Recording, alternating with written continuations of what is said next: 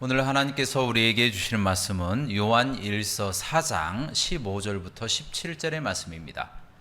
요한 1서 4장 15절부터 17절의 말씀을 우리 다 함께 봉독하시겠습니다. 시작. 누구든지 예수를 하나님의 아들이라 시인하면 하나님이 그의 안에 거하시고 그도 하나님 안에 거하느니라. 하나님이 우리를 사랑하시는 사랑을 우리가 알고 믿었노니 하나님은 사랑이시라. 사랑 안에 거하는 자는 하나님 안에 거하고 하나님도 그의 안에 거하시느니라. 이로써 사랑이 우리에게 온전히 이루어진 것은 우리로 심판날에 담대함을 가지게 하려 함이니 주께서 그러하심과 같이 우리도 이 땅에서 그러하니라. 아멘. 오늘 말씀의 제목은 믿음 때문인가입니다. 따라 하시겠습니다. 믿음 때문인가? 요즘 영화나 TV 드라마에서 반기독교적인 정서를 가진 이런 요소를 가지고 많이 영화를 만들고 드라마를 만드는 경우를 보게 됩니다. 그래서 최근에 넷플릭스에서 나오는 수리남이라든가 또 오징어 게임, 그리고 더 글로리라고 하는 그곳에 등장하는 기독교인들의 이미지는 굉장히 추악한 범죄자, 정신병자, 또 성적으로 굉장히 문란하고 돈만 아는 악한들, 이런 이미지로 기독교인들이 사용되고 있다라는 것입니다. 어떻게 보면 기독교인들을 대놓고 꾸짖는 그런 의미가 굉장히 크다라는 것입니다. 여러분, 뉴스도 비슷합니다. 뉴스에서도 결코 우리 기독교인들에 대해서 호의적이지가 않습니다. 대부분 타 종교인들의 사건은 종교를 가려주지만 대부분 기독교인들이 저지른 어떤 범죄 사건 같은 경우에는 반드시 기독교인이라고 하는 그 종교를 드러내는 경우가 많다라는 것입니다. 이처럼 이 미디어 생태계 자체가 굉장히 이 기독교인들에게 불공정하게 보여지지만 그것은 분명하지만 어찌됐건 간에 기독교인들이 이 세상 가운데서 범죄하는 것, 사기를 친다든가 도둑질을 한다든가 또 성추행을 한다든가 그리고 어떤 불륜을 일으킨다든가 돈을 횡령한다든가 이러한 범죄를 실제로도 벌이고 있다. 그리고 그것을 회개하지 않고 있다라고 하는 데에 있어서 우리는 참으로 안타까움을 금치 못하고 있다는 겁니다. 왜 그렇습니까? 기독교인들이 많이 타락한 것이죠. 그래서 많은 신학자들은 바로 이와 같이 기독교인들이 타락하게 된 원인이 무엇인가 그렇게 연구를 하다가 한 가지 이유를 우리에게 가르쳐 주는데 그것은 바로 우리가 전통적으로 배워왔던 구원론, 칭의론, 저스티피케이션이라고 그렇게 이야기를 하는데 우리가 의로움을 받은 것 그리고 구원함을 받은 이 사실에 관한 교리, 전통적인 교리 때문에 우리가 이렇게 타락하게 되었다라고 이야기하고 있습니다. 그 내용을 조금 더 자세하게 풀어보면 선행 없이 어떠한 행함 없이 믿음만 가지고 구원받는다 라고 하는 오직 믿음만 주장해 왔던 전통적인 구원관, 이 칭의관 그리고 전통적인 이 잘못된 칭의관 때문에 우리가 이처럼 타락하게 되었다라고 이야기하면서 성경과 그리고 전통적인 이 교리를 비판하고 나섰다라는 것입니다. 제가 생각할 때는 조금 잘못된 것이다. 저는 그렇게 생각을 하거든요. 오직 믿음으로 이 솔라 피데라고 이 5가지 기치 중에 하나였던 오직 믿음을 주장하는 것이 우리 마르틴 루터와 칼빈의 입장인데 그것을 전통적인 입장을 완전히 뒤집어서 믿음만 가지고 구원받는다라고 하는 이 구원의 확신 때문에 우리가 이렇게 안일하게 마음이 바뀌어서 타락한 것이다. 여기에 선행을 더해야 된다. 율법을 더해서 기독교인들이 행하지 않고는 구원받지 못한다라는 것을 더해줘야 이 사람들이 경각심을 느끼고 예수님 잘 믿게 될 것이다 라고 이야기했다는 거예요. 그래서 선행과 믿음을 더해서 구원받는다라고 하는 새로운 칭의관을 우리에게 제시하고 있다는 것입니다. 여러분, 과연 이 말이 맞는 말일까요? 과연 이것이 설득력 있는 이야기일까요? 그리고 이것이 성경적일까요? 자, 이 부분에 관하여 오늘 여러분들에게 말씀을 증거하고 함께 은혜를 나누고자 합니다. 여러분, 2007년도에 여러분 굉장히 유명한 밀양이라고 하는 그런 반기독교적인 영화가 있었어요. 전도연 씨가 주연을 한 영화인데 굉장히 연기를 잘하고 굉장히 좋은 모습도 보여줬지만 그 내용은 반기독교적인 내용이 많이 있었다. 그래서 그 부분 때문에 많은 논란이 되었던 영화가 바로 밀양이라고 하는 영화입니다. 그 부분을 우리가 잠깐 소개를 해드리면, 이 전도연 씨, 극중 이 주인공이었던 이 전도연 씨가 한 아들을 가지고 있는데, 이 아들이 나쁜 사람에게 유괴가 되어서 죽고 말았다라는 겁니다. 결국에 이 범죄자가 잡혔고 웅변 선생님이었다, 그렇게 극중에서는 이야기를 하는데, 그 사람이 잡혔어요. 아닐 것 같은 사람인데 범죄를 한 거예요. 잡혀서 감옥에 들어가 있는 상황이에요. 아들을 잃은 그 슬픔 때문에 눈물을 펑펑 흘리면서 돌아다니다가, 미친 사람처럼 돌아다니다가 우연히 이제 교회를 들어가게 되었고, 그곳에서 눈물 뿌리면서 부르짖으며 하나님을 막 찾고 자신의 아들이 구원받는다고 하니까 아들을 위해서 기도하고 하는 이런 장면 속에서 예수님을 만난 것처럼 보인 것이죠. 그래서 기독교인이 되었습니다. 근데 교회를 다니게 되었어요. 그런데 참으로 희한한 것은 동시에 감옥에 있었던 이 범죄자 또한 그곳에서 어떠한 이유로 우연히 예수님을 만나서 기독교인이 된 겁니다. 자, 그 상황에서 이 주인공은 모르고 있었죠. 열심히 신앙생활을 하는 거예요. 신앙심이 깊어졌어요. 자, 이제 이 깊어진 신앙심을 가지고 내가 진심으로 이 범죄자를 용서해야 되겠다라고 하는 마음으로 감옥에 찾아갑니다. 찾아가서 용서하고 그에게 복음을 선포해야 되겠다라고 하는 마음으로 찾아갔어요. 그런데 찾아가서 이야기를 해봤더니, 알고 봤더니 이 범죄자가 먼저 이 교회에 나가서 예수님을 믿어버린 거예요. 그리고 그 주인공 전도연에게 하는 이야기가 무엇이냐면, 저도 교회에 다니게 되었습니다. 하나님을 영접하게 되었고 저의 모든 죄를 하나님이 다 씻어주셨습니다 라고 이야기를 하는 겁니다.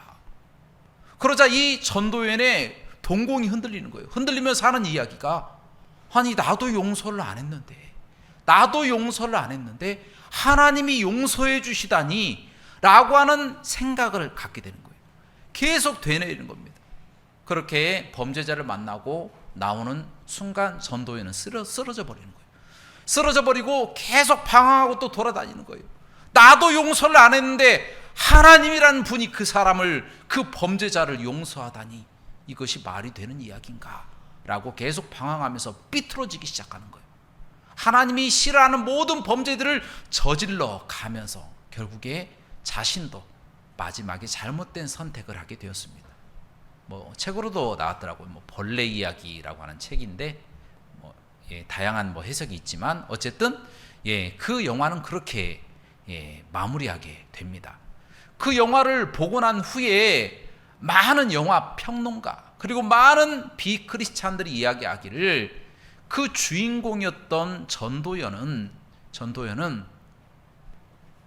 하나님이라고 하는 거짓 위로에 홀려서 기독교인이 된 것이다, 그렇게 비판을 하였습니다.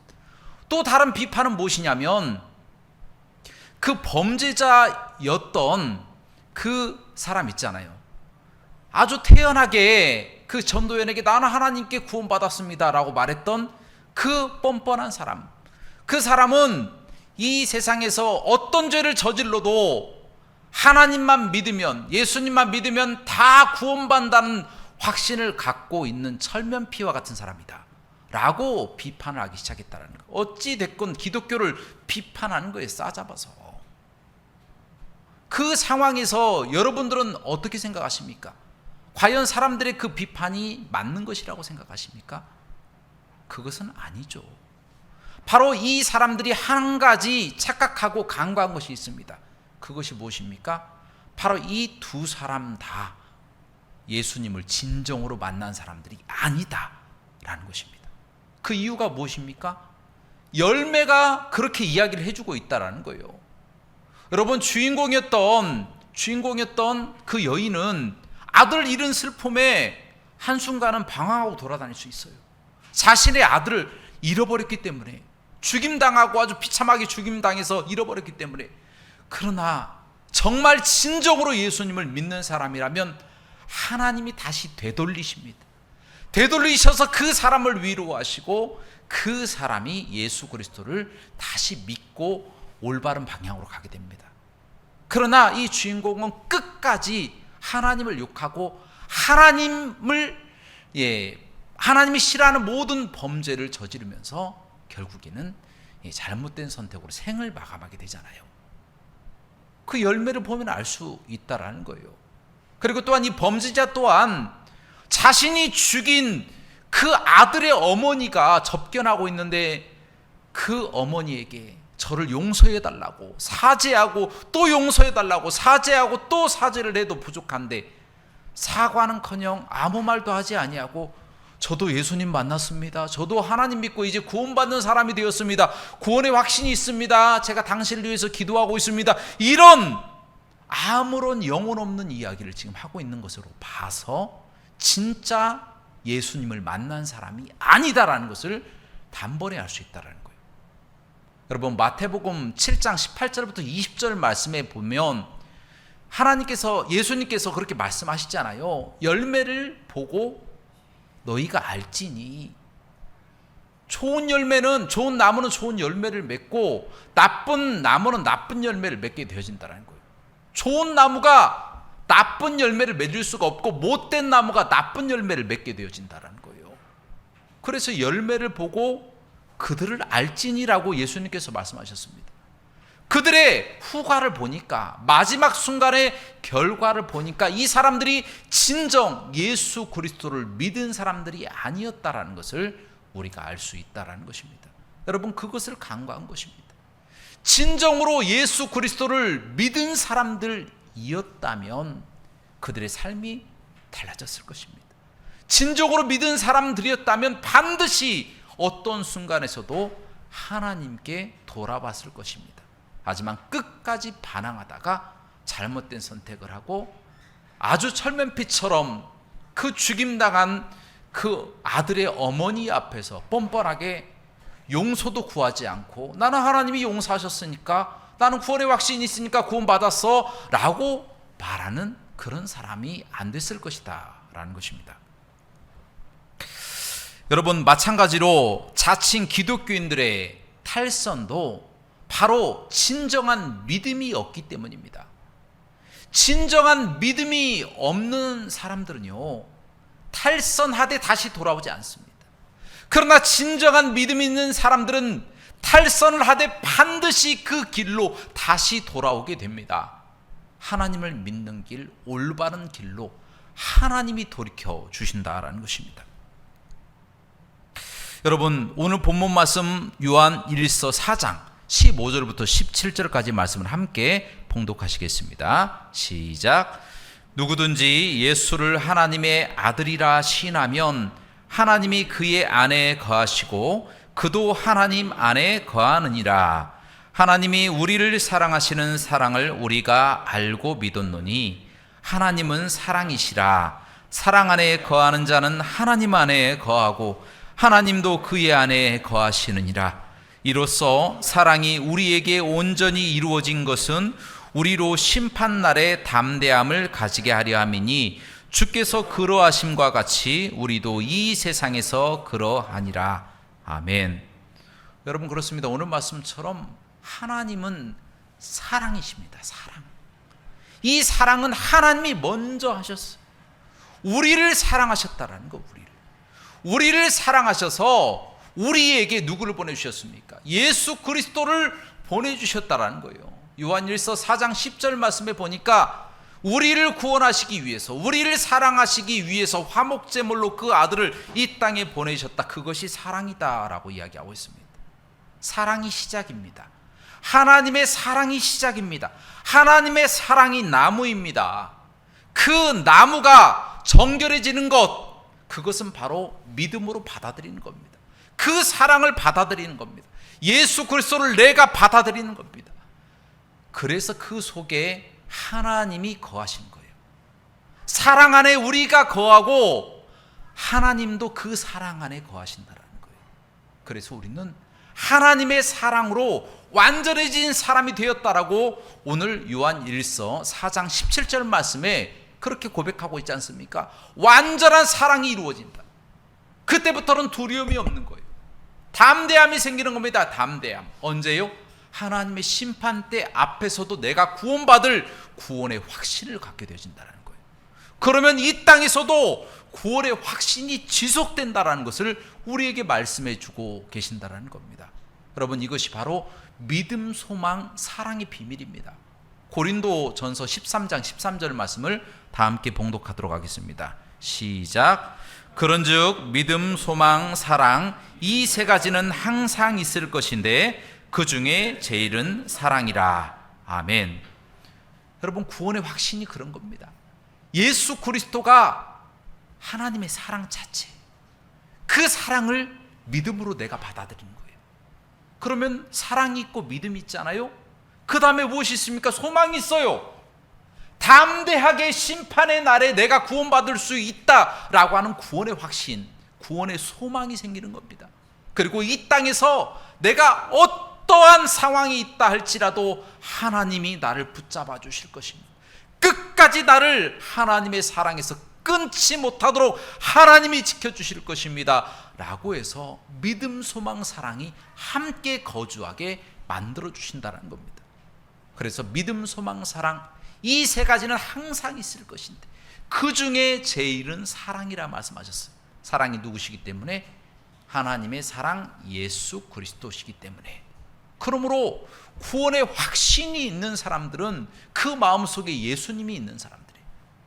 두려움이 없습니다. 담대함을 갖게 됩니다. 그러면 그 사람을 통하여 자연스럽게 선한 열매가 나타나는 거예요. 누가 시키지 않아도.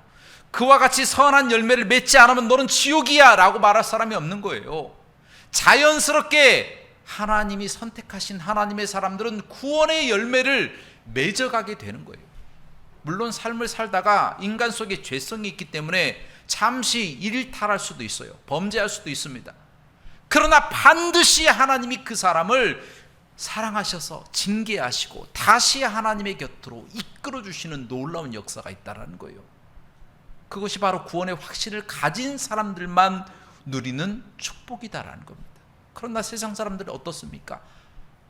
예수 그리스도를 진정으로 믿지 않아요. 예수 그리스도를 믿으면 내가 구원받는다, 그렇게 생각하지 않습니다. 그렇기 때문에 이 땅에서 구원의 확신이 있어서 안일하기 때문에 일탈하는 것이 아니라 하나님의 나라가 없는 것 같으니까 이 땅에서 범죄하는 거예요. 자신의 마음대로 자기의 마음에 원하는 길을 따라 눈에 보이는 대로 살아가도 죄책감이 없는 겁니다. 하나님 두려운지 모르니까. 그 마음속에 구원의 확신이 있는 사람들은 다르다라는 거예요. 구원의 확신이 있으면 반드시 내가 주님의 뜻대로 살아가야겠습니다 라고 하는 생각을 하게 됩니다. 하나님이 우리가 범죄할 때마다 책망하세요. 성령님이 우리 속에서 근심하시는 거예요. 그래서 우리를 하나님의 사랑으로, 사랑의 열매로 계속 인도해 주신다는 거예요. 여러분, 고린도전서 13장 4절부터 7절까지의 말씀을 우리 다 같이 봉독하도록 하겠습니다. 시작. 사랑은 오래 참고 사랑은 온유하며 시기하지 아니하며 사랑은 자랑하지 아니하며 교만하지 아니하며 무례히 행하지 아니하며 자기의 유익을 구하지 아니하며 성내지 아니하며 악한 것을 생각하지 아니하며 불의를 기뻐하지 아니하며 진리와 함께 기뻐하고 모든 것을 참으며 모든 것을 믿으며 모든 것을 바라며 모든 것을 견디느니라. 아멘. 그렇습니다.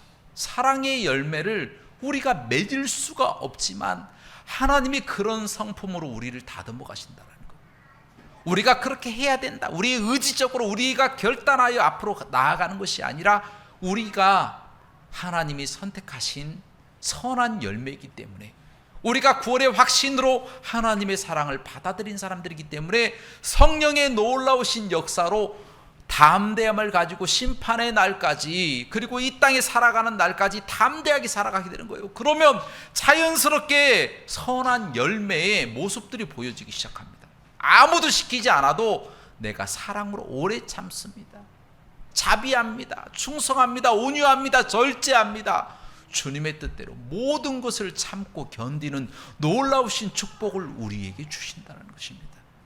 사랑하는 여러분, 우리는 삶을 살아나가는 동안에 연약할 때가 많이 있습니다. 그리고 하나님을 원망하고 부인할 수 있는 그와 같은 때도 있어요.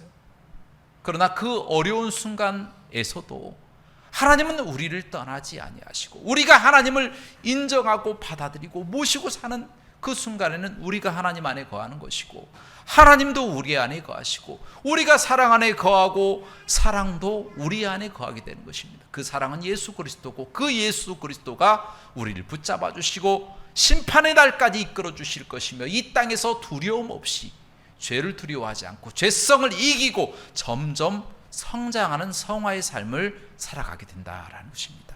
그와 같이 성화의 삶을 살아나가는 동안에 우리의 모든 인생이 바뀌고, 우리의 생각이 바뀌고, 우리의 인격이 바뀌고, 우리의 성품이 바뀌어서 예수님을 닮아가는 삶을 살아가시기를 주님의 이름으로 축원합니다. 함께 기도하시겠습니다. 사랑과 은혜가 많으신 하나님 아버지, 주님께서 우리를 사랑하셔서 이처럼 예수 그리스도를 믿게 하시고 주님의 뜻대로 또 예배하고 찬양하는 사람들이 되게 하심을 감사드리옵나이다.